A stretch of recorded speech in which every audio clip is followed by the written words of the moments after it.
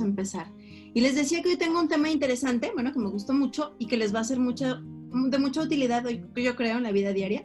Vamos a hablar de lo que es el personaje y de lo que es el actor, de cuáles son las diferencias y en qué momento se une un actor con un personaje que tiene que interpretar. Yo les dejé por ahí de consigna que inventaran un personaje. Si no la hicieron, no hay ningún problema, pero si la hicieron, lo vamos a poder sacar mucho jugo a la actividad. Y al final, si nos lo permite el tiempo, vamos a hacer un ejercicio de respiración y de identificación de los elementos que el actor tiene que buscar para interpretar un papel. Va a estar muy interesante y les va a servir para la vida diaria. ¿De qué se trataba el tema de inventar un personaje? Hola, Tere. Hola, aquí llegando. Muy bien, estamos empezando, te estábamos esperando. ¿De qué se trata el tema de inventar un personaje? Tal cual, no una historia, no una trama, no un problema o algo que resolver, solamente inventar un personaje. No importaba la edad, no importaba el género, solamente inventar una figura que sale de la imaginación y ponerle atributos para que se convierta en alguien que pudiese existir o ser real, aunque sea un objeto incluso inanimado o un animal como en las fábulas. ¿Qué tiene que tener el personaje? Pues tiene que tener características físicas, tiene que tener gustos, tiene que tener manías, tiene que tener preferencias. Un personaje es alguien que estará en una historia. ¿Cuál? No lo sabemos. ¿Qué tiene que enfrentar? Tampoco lo sabemos. Solo era un personaje, alguien con ciertas características. Y que si tenían chance lo dibujaran, que se lo trataran de imaginar y lo plasmaran en el papel. Y nos va a servir para una actividad que vamos a hacer al ratito. Repito, si no lo hicieron, no hay ningún problema. Viendo los ejercicios de los demás, vamos a poder obtener el mismo resultado. Entonces, vamos a empezar con el tema. Si tienen alguna duda mientras está la presentación, por favor, siéntanse en la libertad de abrir los micros y de hacer cualquier pregunta. Está a punto de caer un diluvio aquí de este lado, entonces voy a apagar mi cámara, pero bueno, mi audio ya estará. ¿Vale? Entonces, sin más, vamos a empezar.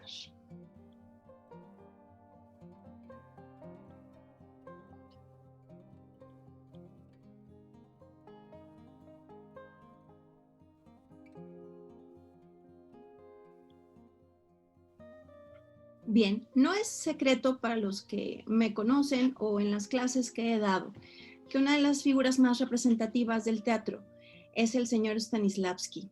Tanto en su trabajo como actor, como escritor, como productor y como director, fue una figura muy importante en Rusia.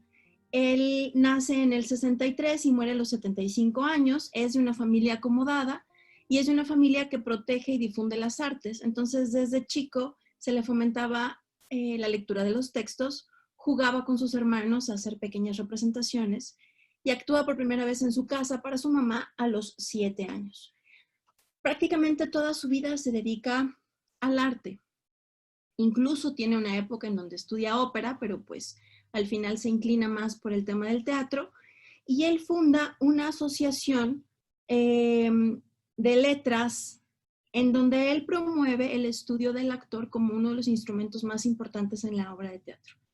Él es una figura identificada como el padre del teatro contemporáneo y sus estudios están orientados a que el actor se entrene de una manera integral.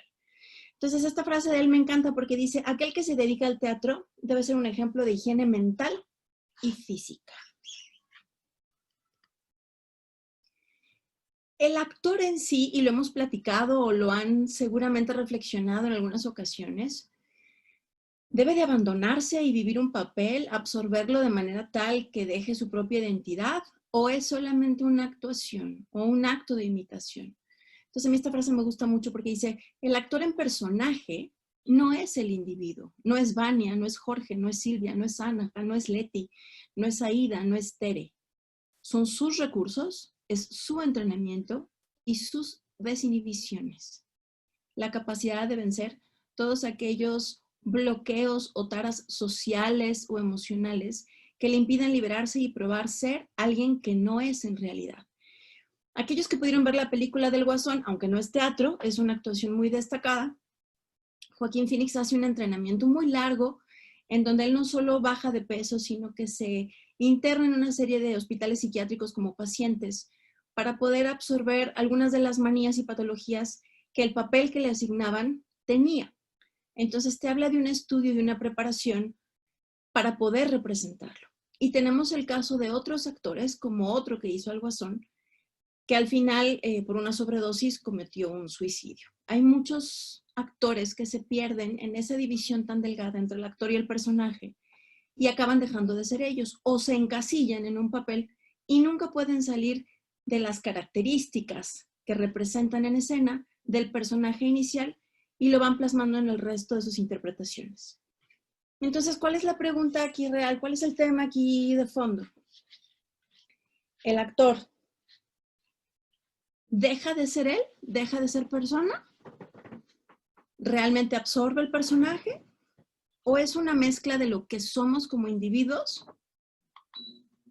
y lo que nos asignan. Es un tema súper interesante. ¿Qué le doy al personaje? Yo le doy mi cuerpo, yo le doy mi voz, yo le doy mis sentimientos, mi capacidad de sentir, le doy mi memoria, le doy mi energía, pero no le doy mi vida. Yo tengo que renunciar a quien soy durante un momento para poder dejar que el personaje sea a través de mí. Somos un instrumento de interpretación. Esos somos los actores en personaje. Si yo defino actor, el actor es un intérprete, es una persona que representa, es una persona que ejecuta una tarea y es un artista. Porque no podemos olvidar que el teatro es una de las artes que como manifestación artística pretende comunicar, prevalecer y contar la visión del mundo. ¿Qué es un personaje? Un personaje es un ser ficticio, es algo que se inventa, ya sea vivo o inanimado, que forma parte de novelas, de cuentos, de películas, de obras de teatro, y que a través de un texto o de un universo creado, cuentan historias. Son parte de esas historias que transmiten un mensaje. Hay varios tipos de personaje dependiendo de la importancia, y esto no es desconocido para nosotros. El principal o el protagónico, que es aquel en el que se centra la trama, tanto en las obras literarias como en el resto de las artes, es el protagonista y tiene más importancia dentro del texto. A través de él sucede la crisis, sucede la evolución, suceden los elementos importantes de la historia, se le da más detalle, se le dan más atributos como la bondad o la fuerza o la valentía o la arrogancia. Al inicio, los personajes protagonistas eran solamente personajes buenos. Hoy en día ya tenemos protagonistas perturbados, por no decir malos, porque pues yo no creo que exista la maldad y la bondad en los personajes como tal.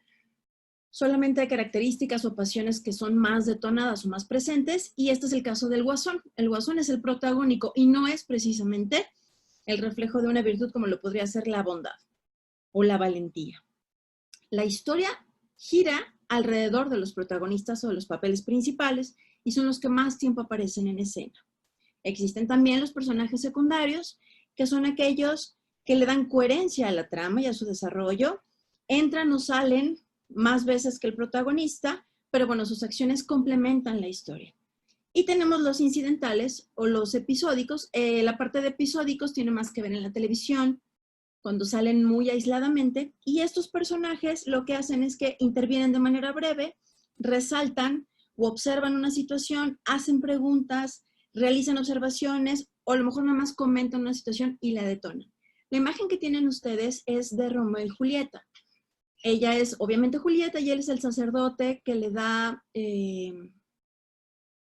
la pócima para al final poderse reunir con su amor, es quien la casa. Entonces podríamos decir que Julieta junto con Romeo son personajes protagónicos. ¿Qué sería el sacerdote? ¿Secundario o incidental? ¿Qué creen que sea?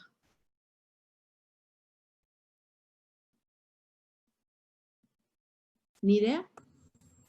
¿Secundario? Yo diría incidental. Una diría secundario y una diría incidental. Secundario.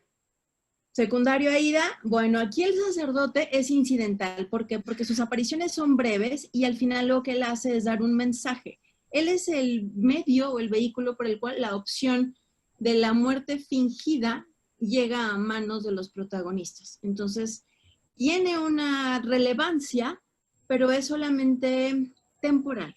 ¿Quiénes serían los secundarios? Los primos, la nana, todos los demás de la familia Capuleto y Montesco. Entonces, esa sería más o menos como la distinción entre los personajes protagónicos, secundarios e incidentales.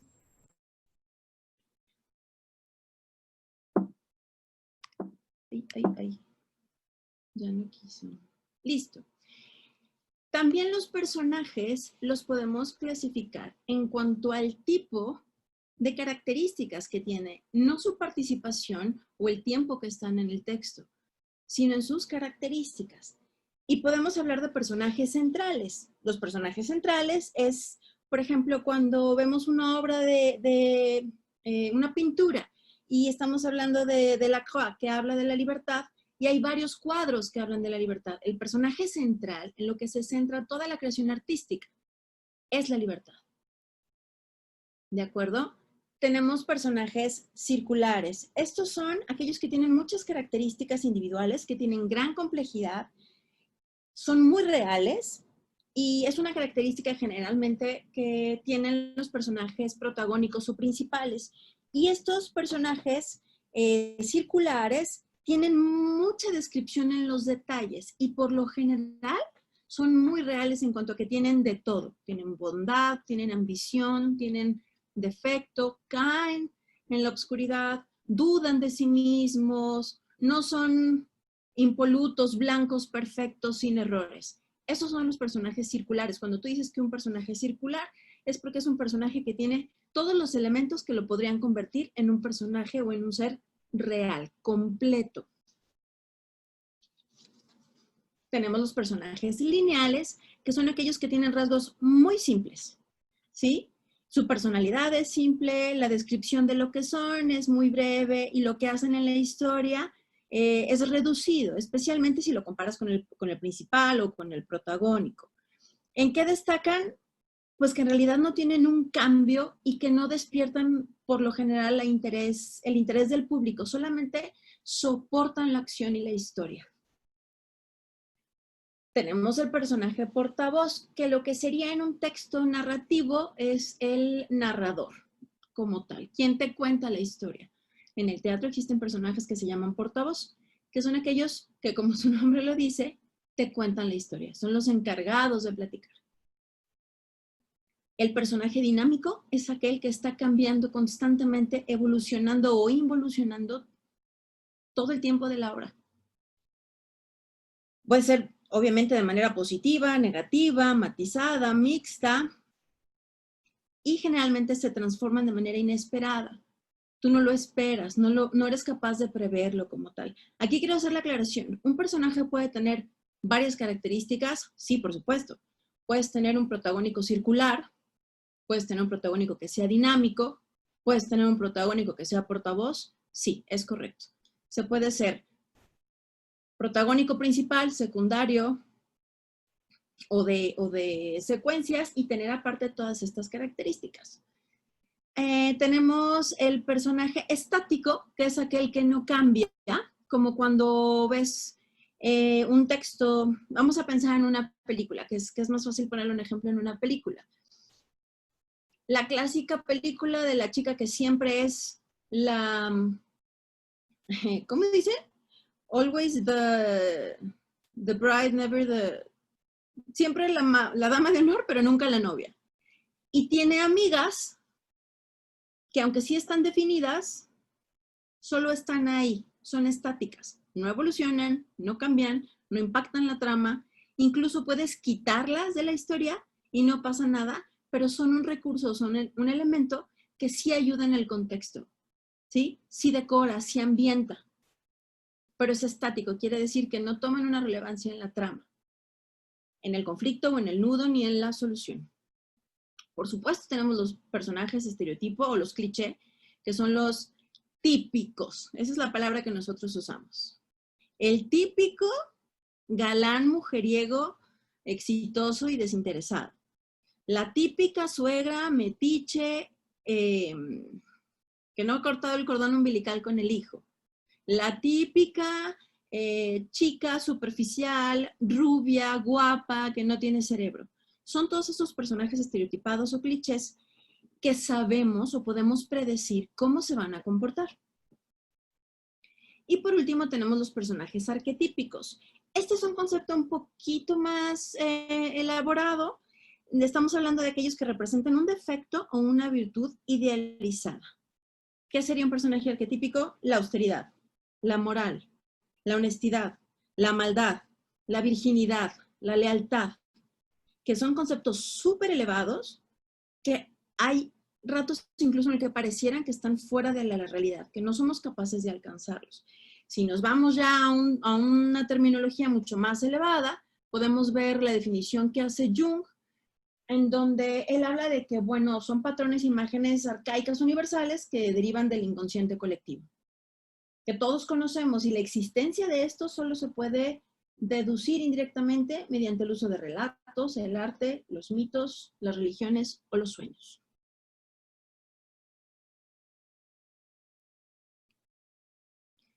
Pero entonces, ¿qué pasó? ¿En qué momento el teatro se convirtió en lo que es hoy?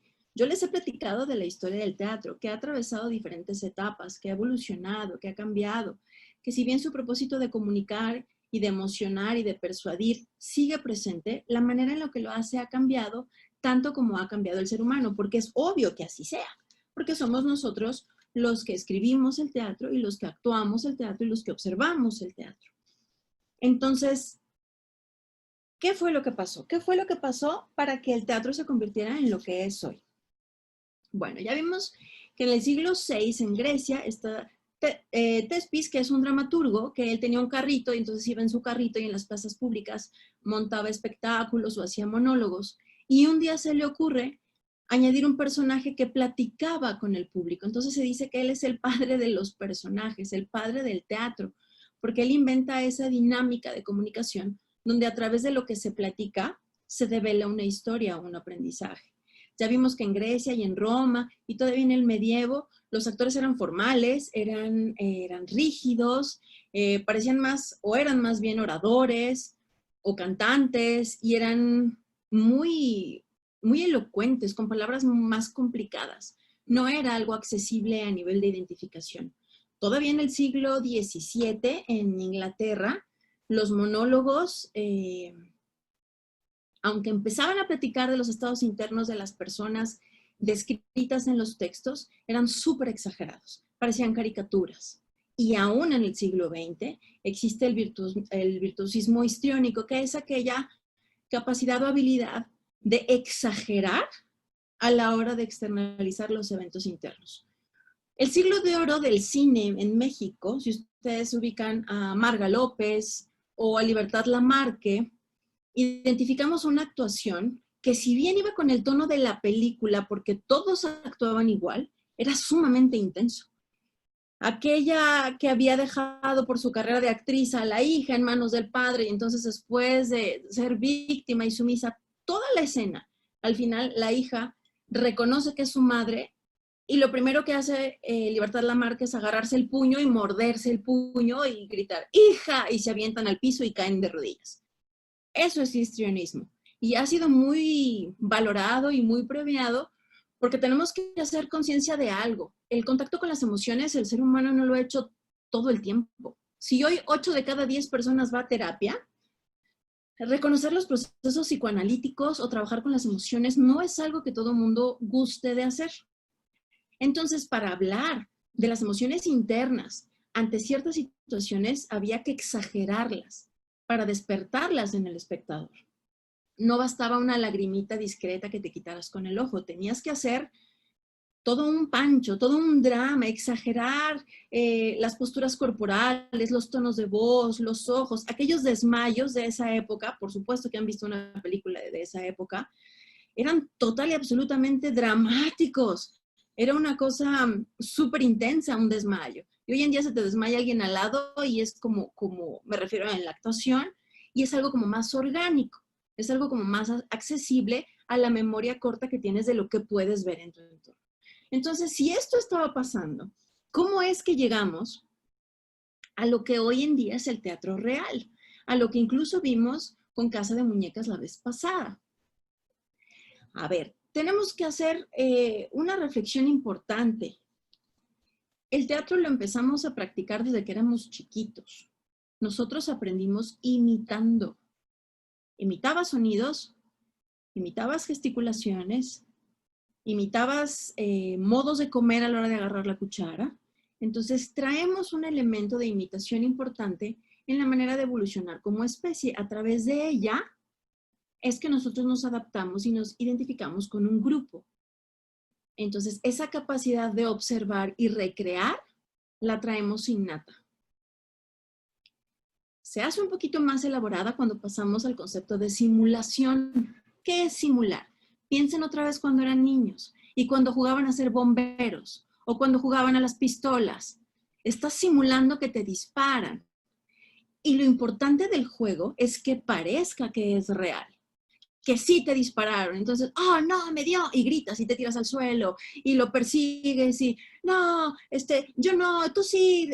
Ese juego de simulación es una imitación más elaborada porque es consciente e implica que haya conocimiento de ambas partes. Esto es, si hay dos niños que están jugando a las guerras de las galaxias, esos niños tienen que saber qué son las guerras de las galaxias, cómo sonaban las armas, piu, piu, piu, piu, y cómo te caías, y entonces el láser rojo y contra el azul, y cómo chocaban y el ruido que hacían.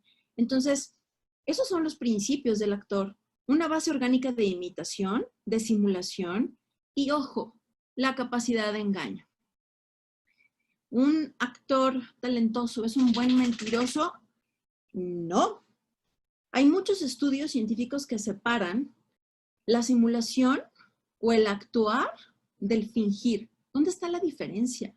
¿Dónde está la diferencia de un actor con un mentiroso? Un actor, el espectador sabe que está actuando. Con un mentiroso, el observador, el receptor, no sabe que lo están engañando. Hay un principio de intencionalidad de engañar al otro en la mentira. Pero un actor no se vende como eso. Un actor dice, yo soy Julia Roberts y estoy actuando mujer bonita. Yo soy Al Pacino. Yo soy tal. Y cuando ves tu trabajo, quedas maravillado por la capacidad que tienen de parecer real, algo que no es real. Que si bien pudieran estar interpretando textos basados en la vida real, ellos no son Hitler. Ellos no son el personaje histórico que estamos representando. Y ahí radica la diferencia entre imitar, simular, recrear o mentir y engañar. ¿Quiere decir que los actores tienen que tener capacidades cognitivas concretas o que las desarrollan de una manera más grande? Sí, de hecho sí. Las personas que son muy sensibles son más capaces de actuar porque son mejores observadores, porque tienen una sensibilidad innata o que pueden desarrollar y generar empatía. Y con esa empatía puedes reproducir después aquellas emociones o características que un personaje determinado tenga. Vuelvo a un ejemplo muy crudo. Si una actriz no ha sido violada y le dan un papel en el que fue violada, ¿cómo va a recrear esas emociones? ¿Cómo va a dar la impresión de que el personaje realmente ha pasado por eso? Pues tiene que recurrir a sus emociones básicas, a sus sentimientos básicos y a una enorme capacidad de estudio, de investigación, de observación y de simulación. ¿Sale?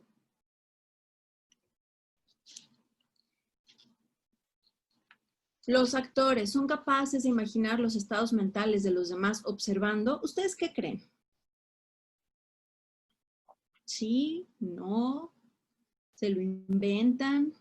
¿Son personas especialmente empáticas?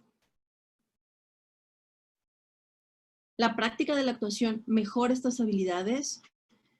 Sí. Sí, y tan es así que se ha desarrollado desde hace ya unos 15 años aproximadamente de manera formal y basándose en estudios científicos que hoy siguen en estudio, en trabajo, un concepto que se llama terapia teatral. Y esto es que tú vas a una terapia con un especialista, ya sea psicoanalista, conductista, humanista, lo que sea. Y entonces en la técnica de conversación no solo platicas lo que te pasó, sino que haces una cosa que se llama juego de roles. Y entonces te sientan en una silla y empiezas, es que mi jefe me minimiza.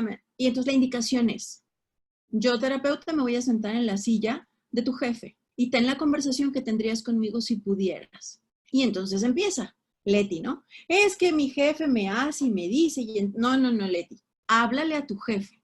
Y entonces se hace un juego de roles. Y la magia está cuando en el momento de que el terapeuta debería contestar, se hace un cambio de silla. Y entonces Leti se sienta en la silla de su jefe y se tiene que contestar.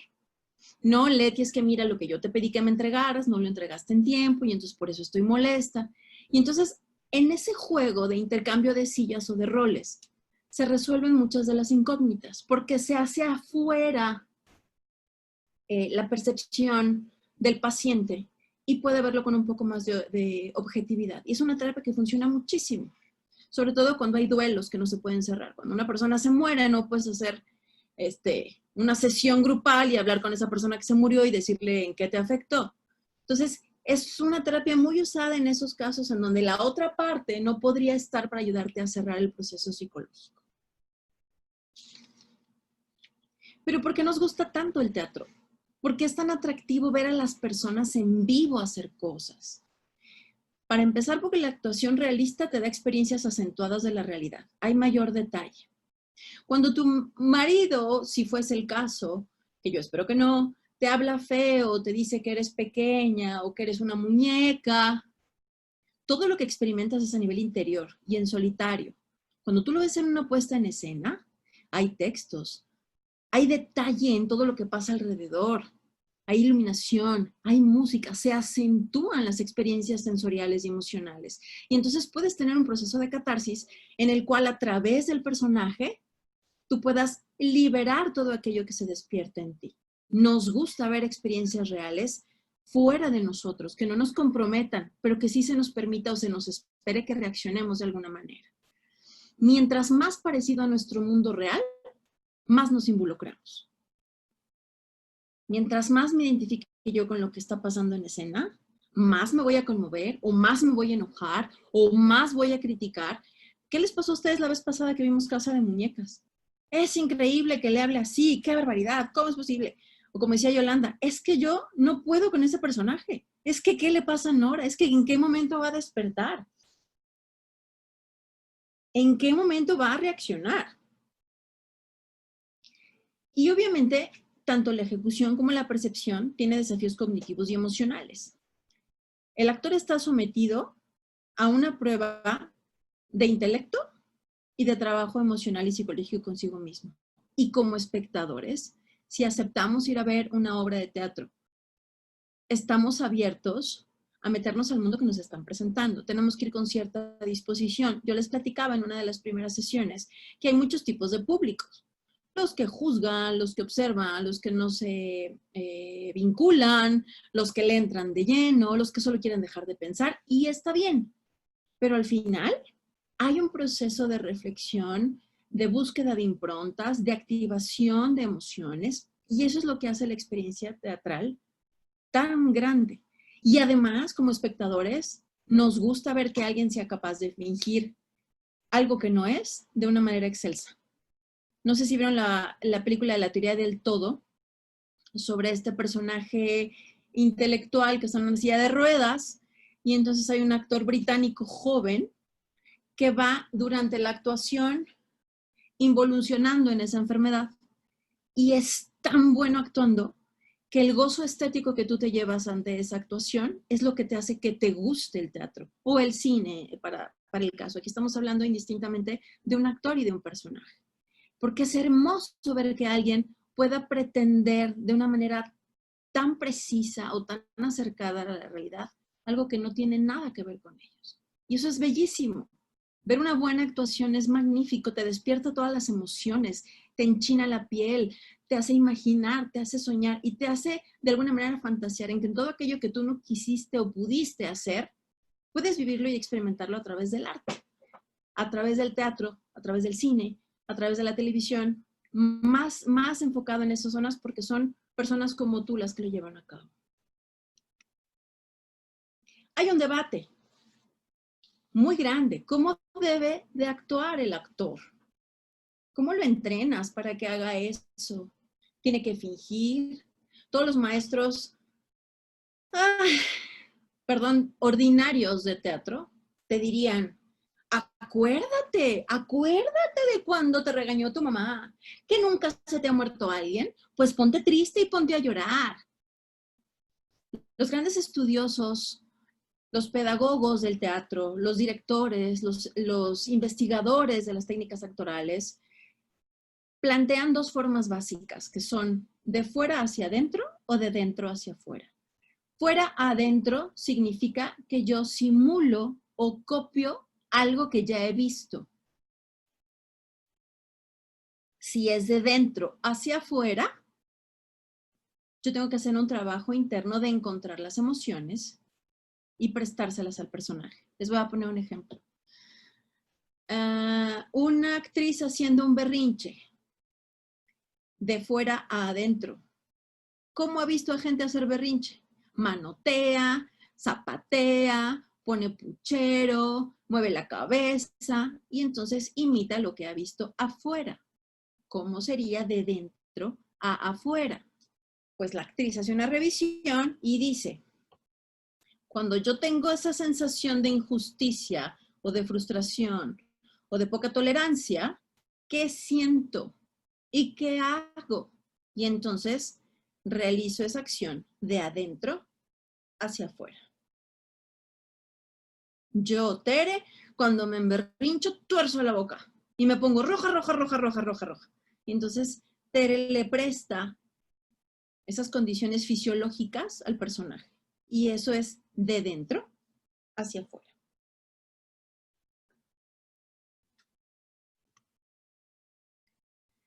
¿Qué pasa con acercarnos tanto al realismo? Y aquí es algo que a lo mejor Yolanda nos puede también dar una aportación muy importante. Cuando tú haces historias para niños, ¿qué tanto te puedes acercar al realismo? ¿Qué tan funcionales?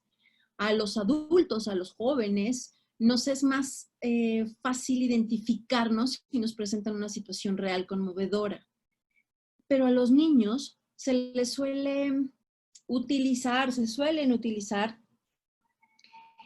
recursos en donde se protagonizan con animales o características humanas un poquito salidas de la realidad para que el niño no se pierda en la realidad, sino que aprenda el mensaje. Entonces, para enseñarte que la constancia es mayor que el talento o que el talento puede ser superado por la perseverancia, la dedicación y la convicción, te cuentan una historia en donde hay una liebre pretenciosa y soberbia que por naturaleza es rápida y muy hábil. Y hay un personaje pesado y lento, pero tenaz. Y entonces en una carrera, el personaje de la liebre se confía, se queda dormido, es sobrado y se siente superior. Y entonces en ese sueño que le da el exceso de narcisismo, la tortuga con su determinación y con su constancia y sus pretensiones solamente de superarse a sí misma, quizás, si me pongo un poquito creativa, camina y camina y camina y camina y le gana. Si yo le cuento a un niño esto de manera realista, podría tener el mismo impacto que como lo hacen las fábulas o los cuentos con personajes fantásticos. ¿Tú qué opinas, Yolanda? No, pues definitivamente que se requiere de la fantasía para que impacte más el corazón, ¿no?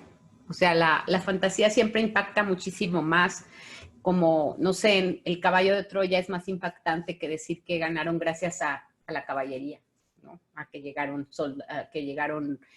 personas a apoyarlos con caballos para ganar la guerra de Troya. Entonces, igualmente aquí, pues es más impactante una tortuga que una persona perseverante.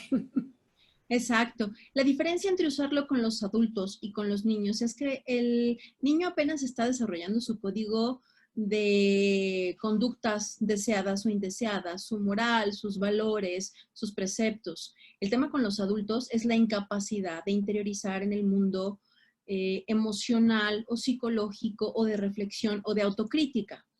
Entonces, la fantasía es un recurso muy útil que en el caso del teatro hoy día la evolución nos pide que seamos más realistas y más naturales para que el ser humano se impacte. Vivimos cosas tan crudas que necesitan hablarte en un contexto similar para que impacte de la misma manera. Eso no quiere decir que no haya teatro fantástico y que no sea genial, existe y prevalecerá.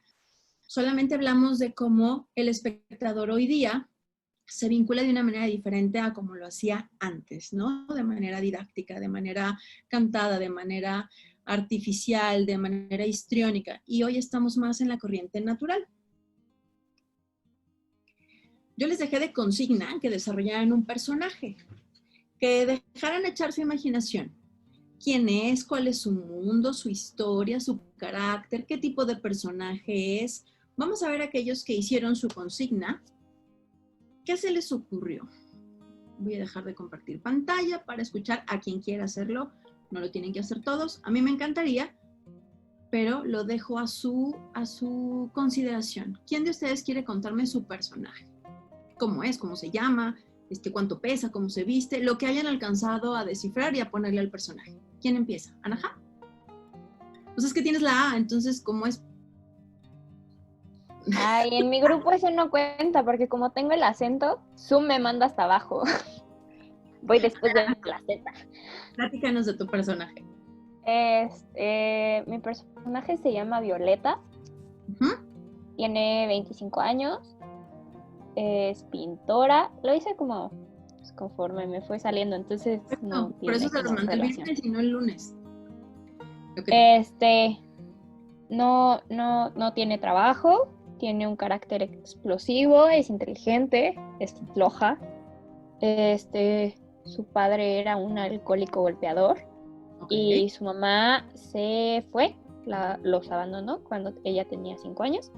Tiene 2 hermanos, uno mayor que es abogado y uno más chico que está estudiando.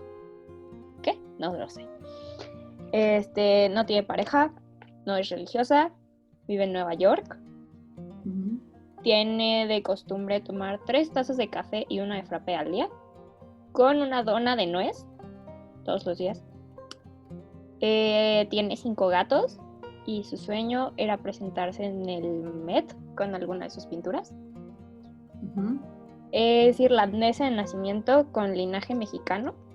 Entonces es alta, tiene el cabello rubio, ojos azules y tiene tez morena. Es muy mala manejando el dinero y tiende mucho a pedir prestado. Y su mayor temor son las grietas del piso. Entonces cada vez que camina, pues se va fijando en el piso para no pisarlo. ¿Y ya? ¡Wow! ¡Te luciste! Está súper bien. No, es que está brutal. Con todos esos elementos que tú nos das, podemos hacer un análisis profundísimo del personaje y tratar de prever cómo reaccionaría ante una historia X donde la coloquemos